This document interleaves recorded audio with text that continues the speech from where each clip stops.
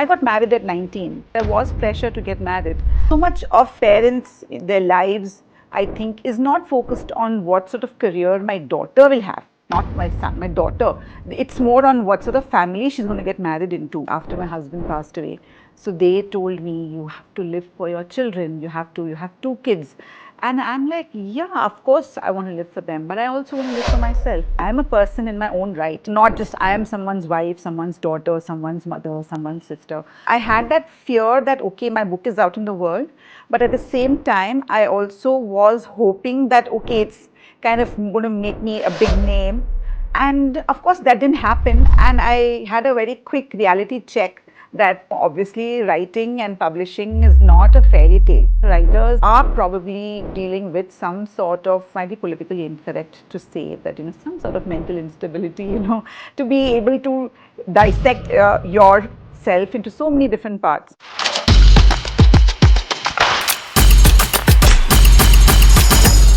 Hello and welcome to Rulebreaker. We're breaking some rules, but what rules are we breaking? In the spotlight, Andaleeb Wajid. Welcome. Hi Shaili, happy to be here. I've been watching your journey for such a long time. You're like a one-woman army in the world of publishing in books and constantly keeping your readers engaged with new content. What drives you to create so much of amazing fiction book content? So I think, I have a lot of stories to tell. So I feel like, if not now, then when, I don't want to be bound by the rules that you're supposed to release one book a year or something, which is why I kind of moved to self-publishing a few years ago, because I also feel like, to be very honest, publishers couldn't keep up with the amount of writing I was doing, but I've kind of slowed down on that front now. So I think it's a phase, so when there are a lot of ideas coming, and you don't want to lose out on any momentum, because I think as a writer that momentum is very important. Yeah. And if you kind of become a little laid back with that momentum, you never know, when you'll get it back.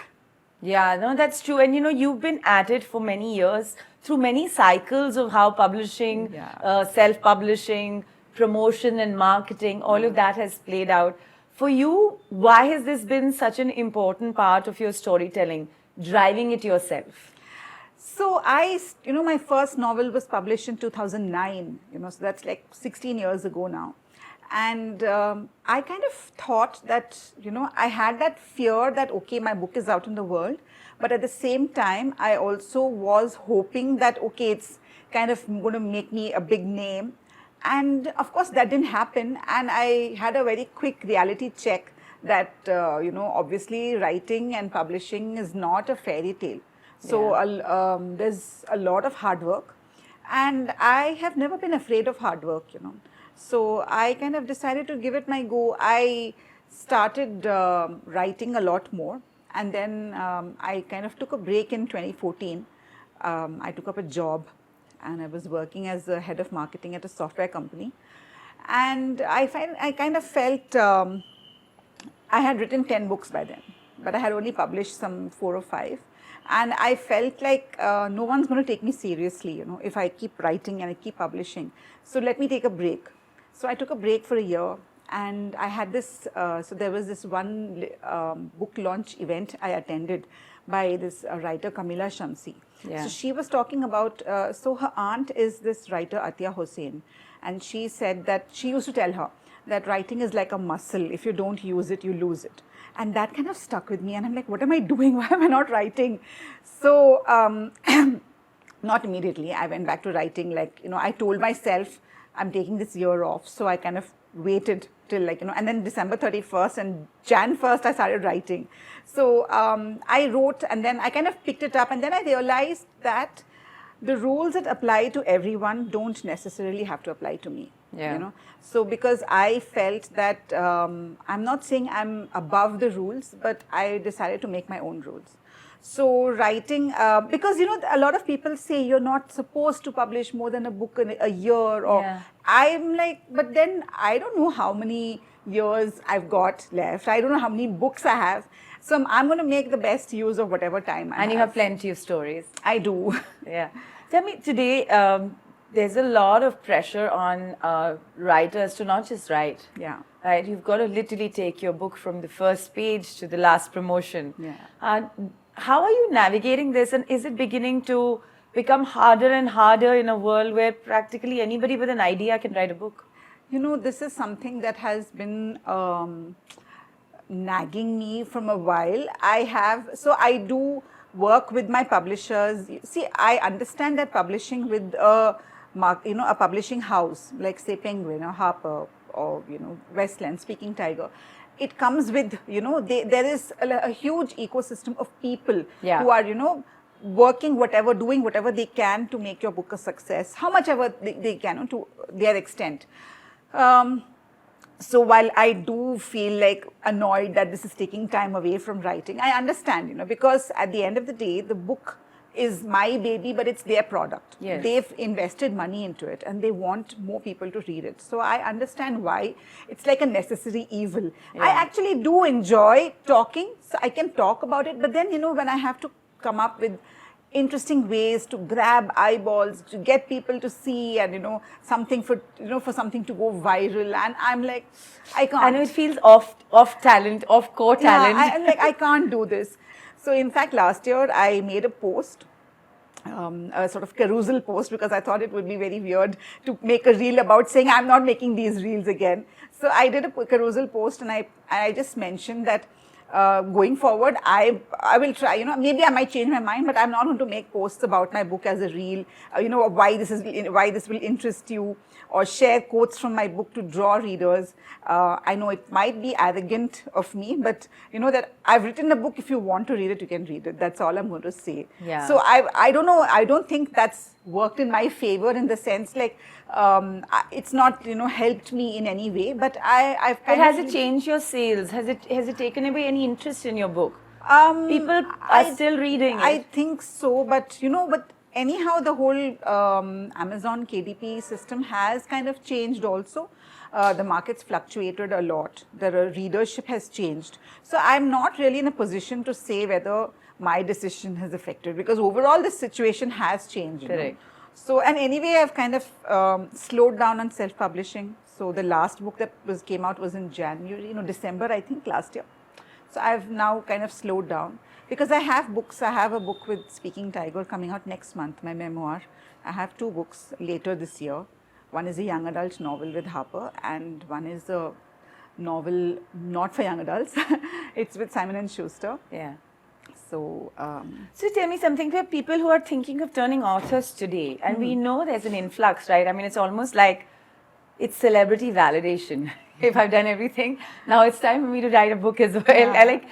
I do find it a bit comical, to be honest. But those who are truly able to write and are able to create, a book worth reading, what are the 3 or 4 things that they should keep in mind in today's world as an author?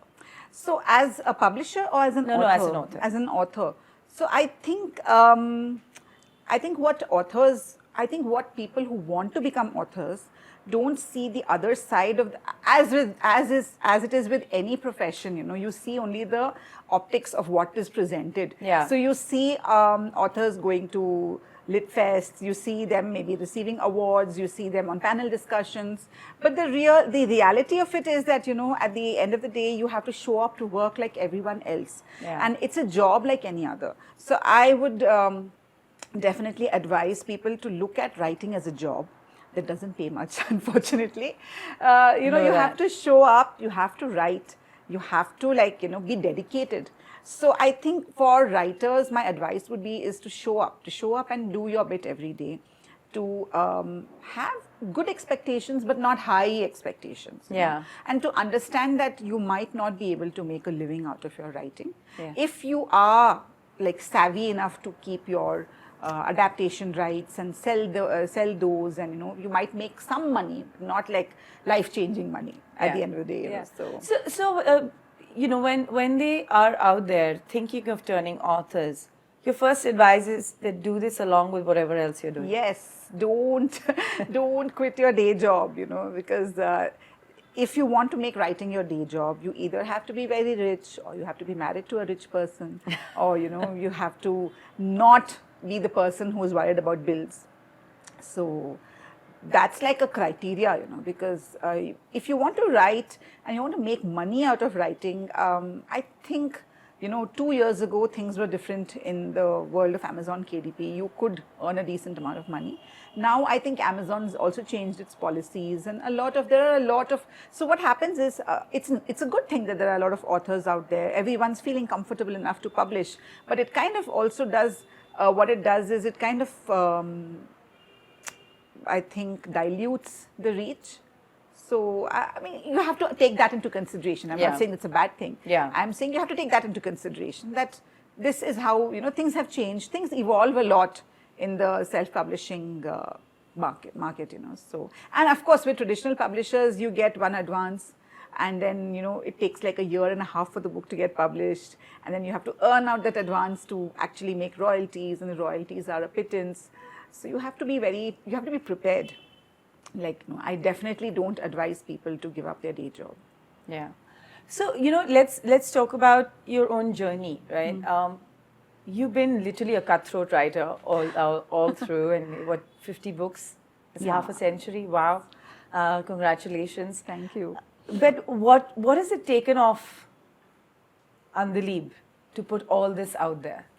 That's an interesting thing, interesting question, because I feel that I've always maintained that writers are probably dealing with some sort of, I don't know, this might be politically incorrect to say that, some sort of mental instability, to be able to dissect yourself into so many different parts, because we put so much of ourselves into the book, Yeah. So, I think as you become more experienced, you're able to decide how much of yourself you can put into a book. But I've also noticed that the books in which I've put a lot of myself into, those are the ones that do the best. Because I think readers can also sense, that which book is just a story and which book is a story that means something, which is, I think, why my book, The Henna Startup, has, got a lot of, it's gotten a lot of love, awards. It's won 3 awards so far. And I think it's because it's a book that's very close to my heart in a way, about a young girl trying to, just make something of her life. And, family and society and all that, they keep dragging her down, and how relentless she is in trying to, rise above that. Yeah. So when you say this is a story that seems so much more authentic, is it because at times when you were growing up that society pulled you down? Oh, absolutely. In the sense, How? I wouldn't say they pulled me down. So I got married at 19. So I would say my family kind of, I'm not saying they forced me, but there was pressure to get married. And it worked out for me, but I feel that I'm lucky, I'm privileged, it worked out for me. This is not the case for everyone. Yeah. So, so the story did feature that also, in the Henna Startup. My heroine Abir actually gets a proposal from someone, and her parents do want her to get married to this boy, because they feel that, so much of parents, their lives, I think, is not focused on what sort of career my daughter will have. Not my son, my daughter. It's more on what sort of family she's going to get married into. Yeah. Are they going to take good, it comes from a place of love. I'm not saying that it comes from a place of like, oh, but it reduces everything to that. It reduces, and I think it becomes this thing where, parents are desperate enough to make sure, they really, they want their daughters to have good lives. So this, so somehow education doesn't figure greatly in that. Yeah. So this is outside of that. Education is something that is just tacked on to, their like sort of their, CV, their curriculum vitae, that she's got this degree. At the end of the day, they want the girl to be married and, settle down, have kids, which is well and good. I don't say there's anything wrong with that. I also just feel that parents also need to focus on, a girl's education as something empowering for her, a way that they are giving a way for her to be empowered. Andaleeb, I want to talk to you about health. As a person, I mean, of course, there are pressures as authors and writers and deadlines and all of that, and that takes a toll. But generally, from a health point of view, we are conditioned as women to not invest in our own bodies. Often we are aliens to our, we're completely alienated towards our own bodies. How do you think we can change that? And what will it take for many women past their 40s today to actually change that conditioning in the first place? I think it's very important for girls, for even for women from the time they're girls, and this goes back to their families, to create a sense of self-worth, and not attach that worth to someone else. So create a strong sense of individualism, that I am a person in my own right, not just I am someone's wife, someone's daughter, someone's mother, someone's sister. So I think if women have that strong sense of individualism, and they see themselves as, so a lot of people told me, like after my husband passed away, so they told me, you have to live for your children, you have 2 kids. And I'm like, yeah, of course I want to live for them, but I also want to live for myself. I do have an identity out of, the 2 of them. They are like the most important people in my life now. But I consider myself also, I'm also worth living for. I do have something. I'm not necessarily just someone's mother. So I think it all comes to how girls are, how they're conditioned.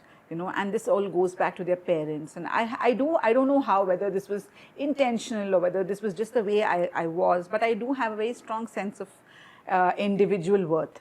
So, so taking care of my health has, it's been like, I haven't really given it much thought until maybe a couple of years ago.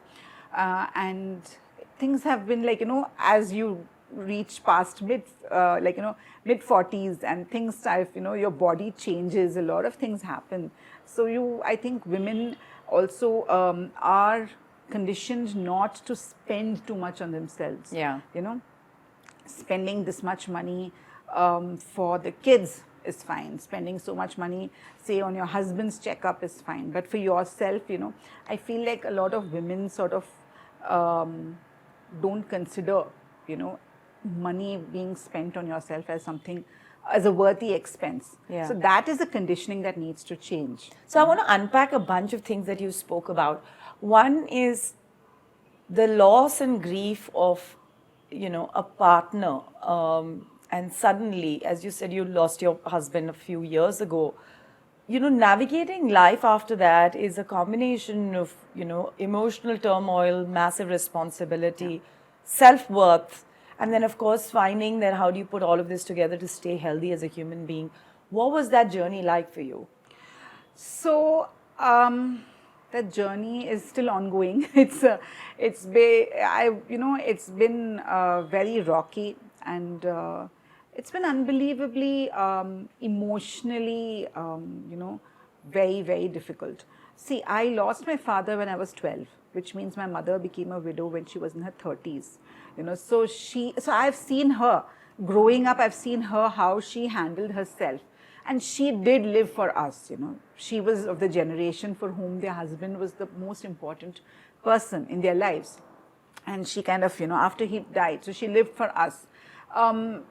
So I've always used to tell myself that, should something like that happen to me, I would react very differently. I would not, I would not be this person. I mean, she took really good care of us despite everything. But I kind of did see the emotional pain, what she carried inside her. I could see it objectively, And then when my husband passed away, and the doctors told us, so he passed away during the second wave of COVID. And his was a post-COVID complication. He didn't die of COVID, but he was in the ICU for many days.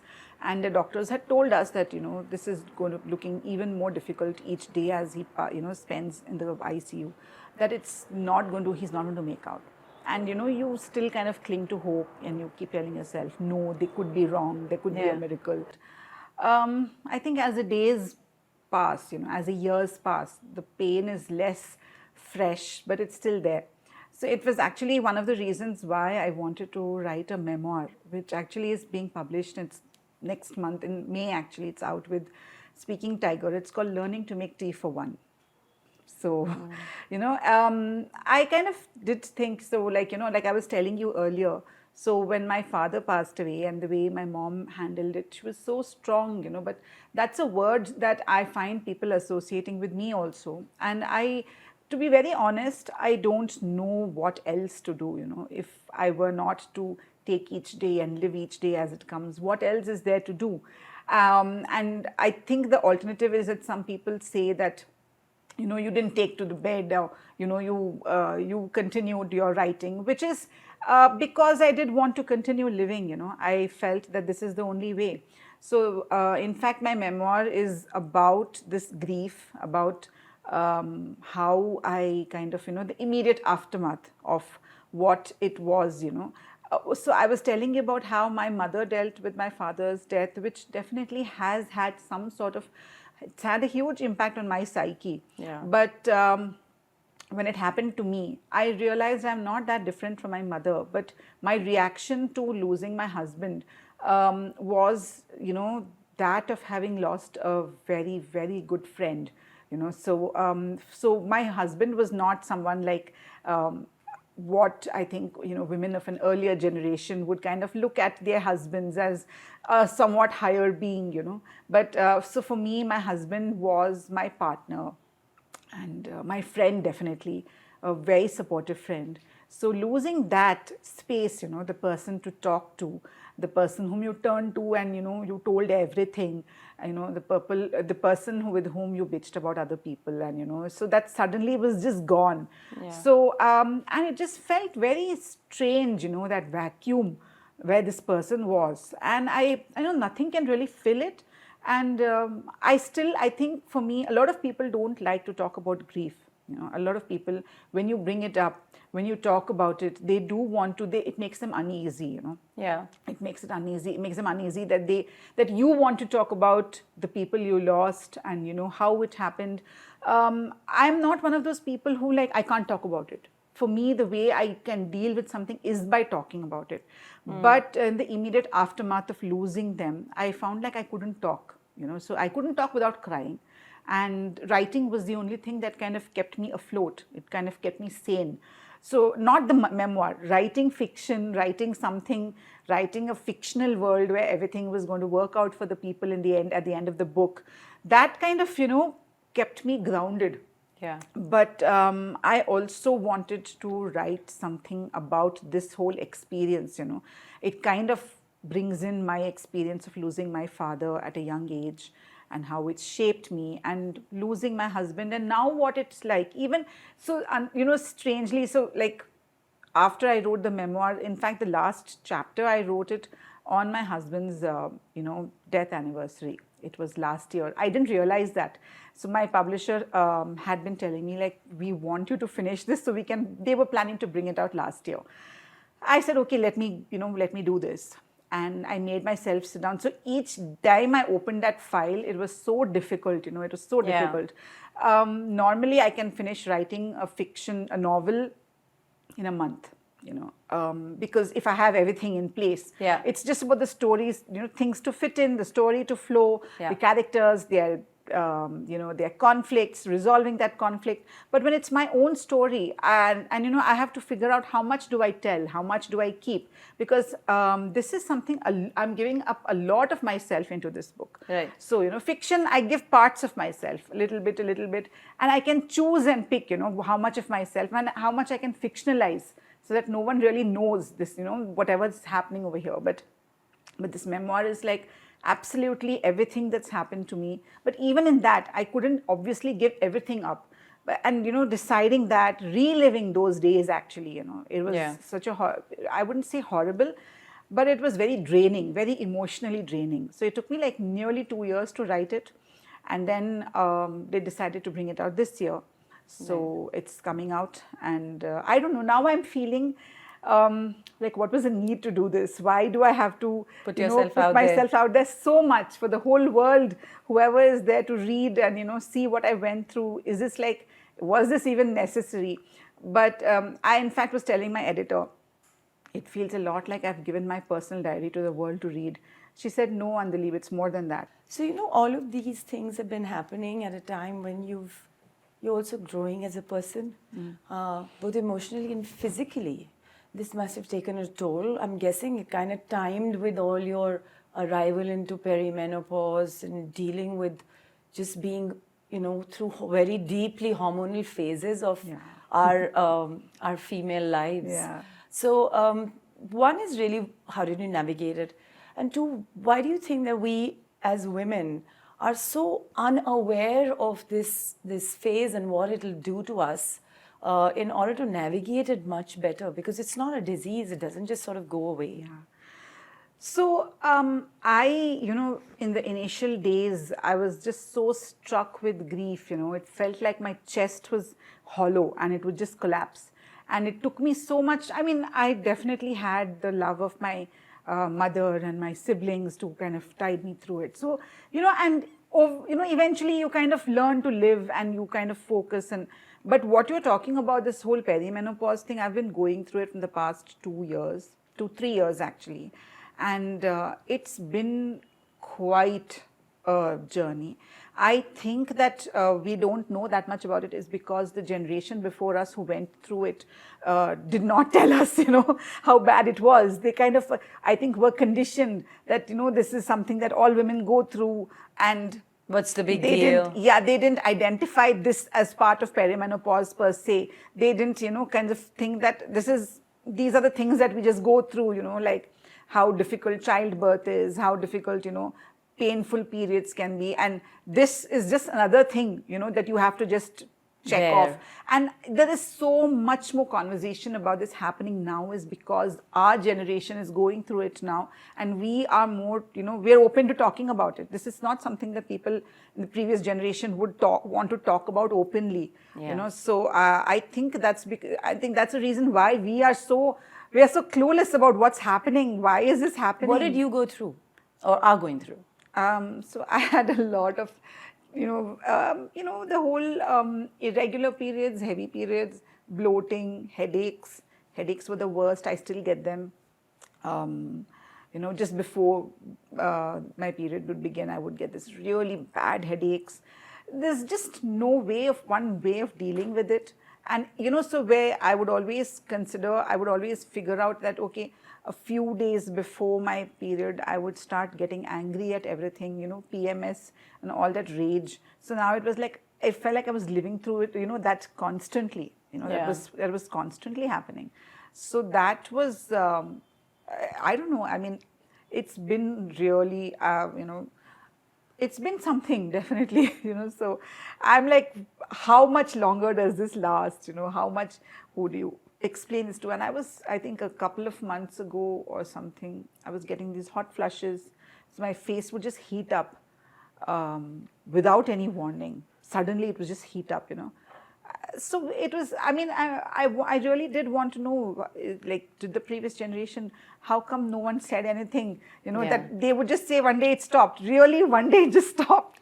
Final question, what's your advice to women who are in their 40s today, having somewhat navigated a phase of parenting or singlehood, whichever way, and then sort of finding themselves in this time where there's a little self-doubt, there are lots of niggling health issues, and they're wondering what's the big next leap? Will they be able to sort of go over the hump and, live with the ambition and grow with the ambition? It's such a confusing phase of life. So I wish I could have a direct answer because I'm going through it myself. Yeah. But I think, in all my life, I had never stepped inside a gym until last year. So I decided that, okay, you'd hear a lot of conflicting reports from people that women should be doing strength training, or they should be, and cardio and this and that, which were all words that were just words, Yeah. So I joined a gym last year, and I don't know. So I think what I realized was all this while my efforts were, single-minded that, okay, I have to lose weight. But now it's kind of changed. It's like, I'd like to be fit. I'd like to be strong, even in my 50s, 60s. And I think it starts with taking care of yourself, paying for that gym membership yourself, and, not feeling that it's an indulgence, but a necessity. And definitely, things like strength training, which I've, I've always heard people say it's important for women in your 40s, but until I started doing it, and the initial days was so hard. I was like, why did I, sign myself for this torture? But I've kind of completed 6 months now, and I feel so good about it. I feel so good about the whole thing, that I do this. And again, this is again something considered a self-indulgent thing, for a woman. I also feel that I can do this now because I'm at the stage of my life and my kids are grown up. But things like where kids are small and you leave them at home and you go, and someone, in-laws or someone would say, what is the need for her to leave the kids and go and do this? I think women have to kind of be single-minded in their focus, that this is something that they have to do for themselves. And I'm enjoying this phase despite everything. I like what I'm doing, and so I think my advice would be to listen to the advice of those who've gone through this before, and take it a little more seriously. And I never really thought that this was something I could do. At the most I would just walk around the park, which I'm very easily distracted. So if I see a pretty bird or flowers, I will stop and take photos. And being in the gym has been a little more, has helped me be more single-minded. So, great. It's been such a pleasure chatting with you about a lot of things that I think I've never heard you say before. So thank you so much, Andaleeb, for coming over and being on the show. Thank you for having me, and it was my pleasure.